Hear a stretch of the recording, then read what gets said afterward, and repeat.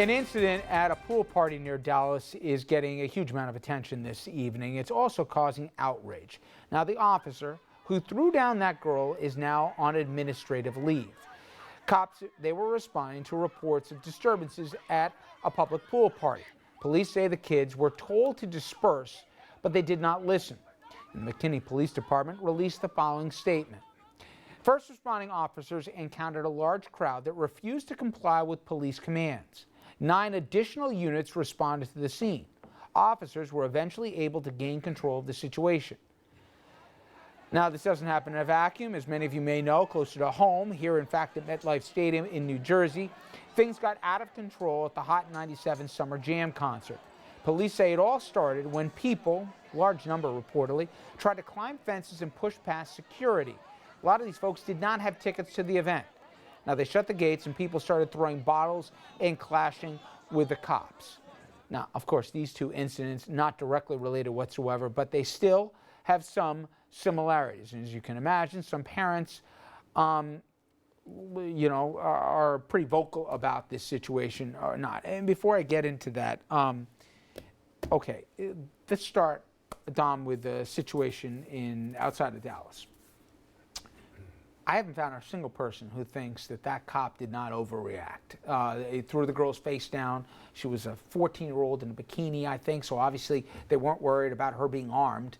And then he proceeded to hold her face down on the ground there as well.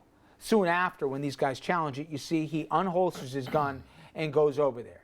You can see one of the cops, and many people believe he was trying to tell the officer there to calm it. But the fact of the matter is, the guns were drawn. Now, before we get into what caused this, I had a theory this morning, and it's just that. We are seeing more and more that officers are not used to encountering the level of disrespect in their eyes that they are finding when they come upon scenes, whether it be at a concert or a pool. And I don't think we're going to debate. Nobody thinks this cop didn't lose his mind and completely overreact to the situation, okay? So let's dispense here with the debate here that this cop belongs to be doing to be law enforcement. Also, it turns out, if you look at his history, and we've learned he's had prior encounters before here where he's overreacted as well. So take him out of the equation for the minute. Things seem to be escalating because police come upon a scene, and in certain areas they're going to be talked to a certain way, in certain areas they're going to be talked to in another way. And no way talking about justifying or not. I think that's where these things get escalated. And it goes from being a stupid pool party where kids aren't listening to something more, where people are cuffed and stuff in the middle of the street here and a guy pulls a gun. Well, it's a tough situation, Richard. We have to be honest about this. It starts before the cops even respond to a scene. And it starts with the problem of the stereotype, if you will, of black-on-black crime. Every scene they respond to, when it involves people of color, that's the pre when they arrive. And so the officer arrives, the officer feels that he's being disrespected. But to the other extreme, Richard, where's the humanity in all of this? I mean, no disrespect to anybody here. Do you see that cop throwing a 14-year-old white girl in a bikini on the ground like that? I don't think so. I don't think that would ever happen. No, I don't. I think there'd be concerns about blowback that they weren't concerned. I mean, this is all opinion. Who knows who's right or wrong here? But I think that there'd be a concern if they took that girl, that 14-year-old white girl, and threw her down, that there could be some major ramifications they probably wouldn't face because of the 14-year-old girl who didn't have a permit like the other kids as being a town resident to be there reportedly at this pool party. Now, we don't know what was said and what wasn't said, but there's this perception that they came upon there with 14 kids from another town that didn't belong there. They probably wouldn't lip off as much to the cops. And the cops in this thing may not be escalated. Again, so I don't know how many caveats I got to say this. Cops were out of line. They had no right to respond to this. But we're seeing this over and over. And it seems that just a little trigger, as the temperatures get hotter here in the summer and everything else, and these incidents that are on YouTube only percolate the tension, that it's going to take less and less here to get this thing triggered. And while we expect police in certain aspects to be Superman, they're also bringing some additional baggage to these situations that I don't know the five of us necessarily know. Can I Sure. just say, because I think you just hit on it. I'm not certain, and I don't think we know if this is a real escalation or if it has been like this, but it is now being recorded, and so we're Great seeing question. it more. Because I agree with you, we see it a lot more than ever, whether it's YouTube, Twitter, Instagram, TV.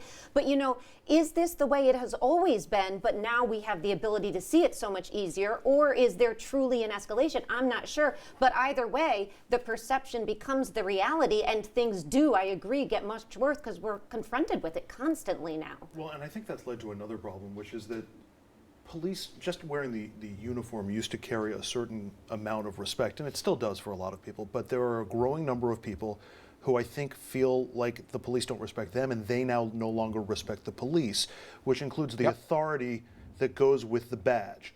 And, you know, respect is something that in most cases is earned. In some cases it comes simply by position or by title.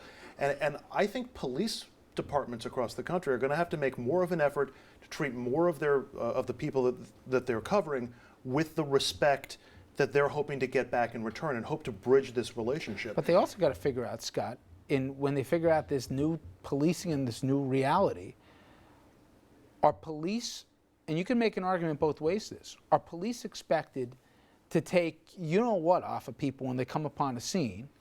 And the argument is, hey, words aren't going to kill anybody here, whatever. But if you don't get control of the scene, from a security standpoint, you allow it to escalate, it's going to be harder to dial it back down. It's a tough thing to navigate. And again, he's an idiot and a lunatic, the guy who drew his gun. I haven't heard one officer today on any medium saying that he didn't do anything but overreact. Bad case makes bad law in a certain way. But you know, my fear is when it's 100 in this same Dallas suburb next month instead of now, and these tensions get even higher, I'm worried we're going to see more of these things play out.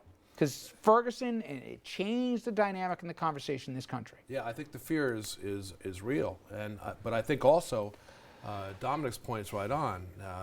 There is if this girl was a white girl, she wouldn't have been thrown down on the ground. And those two cops are rookies. I don't care how long they've been serving.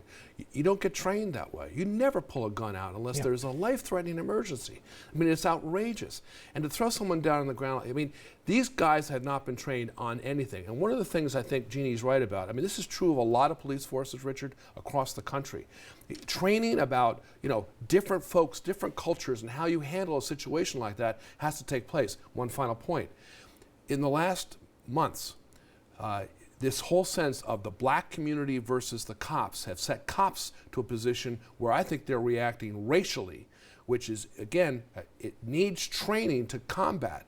And it better start now. And the smallest and by the way, Rockland County Sheriff's Office has done this specifically because our county is so diversified that sometimes you can't speak. There's no word. They don't speak English. So you've got to be able to deal across racial, cultural lines. And if they don't, you're going to see episodes like this. And I think, you know, I mean, you're talking about a racial situation here, which is generated in part by and by the way, I also think that may in part be, although they're mostly thugs involved in the Met MetLife thing. Yeah. I mean, you know, we got to dial it down, and people have to be trained. Cops have to be trained properly, and those two weren't. But Richard, I know you're short on time, but we've got to understand. That's why I pointed to black on black crime. I understand black on black crime, but police cannot, and I've done racial sensitivity training for the NYPD, so I'm not a novice at this. You can't assume that every black person you encounter is powerless and has no rights. That officer, he makes it bad for every police officer in America. The fact of the matter is he's a Rambo that shouldn't be on the force, and he came on that situation. I mean, the fact that he's complaining that he's got to carry 30 pounds of gear on a hot day, what does that have to do with the public? Yep, no, you're right. Listen, unfortunately, I have a feeling we're going to keep talking about this subject in a broader context for the not too distant future here. All right, coming up next. People are not supremely confident in the Supreme Court, highest court in the land. When you look at the poll numbers, the public thinks politics, not the law, will drive key decisions on everything from gay marriage to Obamacare. Stay with us.